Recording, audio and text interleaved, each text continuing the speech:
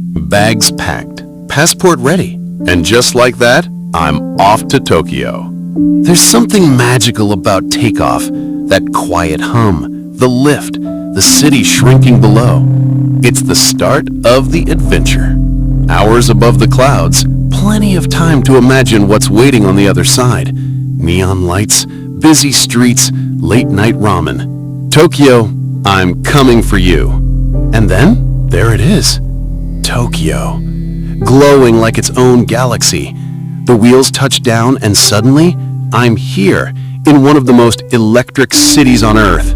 Tokyo at night feels like stepping into another world. One street, neon, music, arcades. The next, quiet with paper lanterns and the smell of fresh ramen. The sounds, the lights, the energy, it's everywhere. And the best way to see it? Just keep walking. Even in the chaos, there's a strange calm. A moment to stand still, sip something warm, and just watch the city breathe. You feel like it's letting you in on a secret, if you're willing to slow down long enough to notice. From takeoff to landing to these midnight streets, Tokyo is unforgettable. This isn't goodbye, it's just see you soon.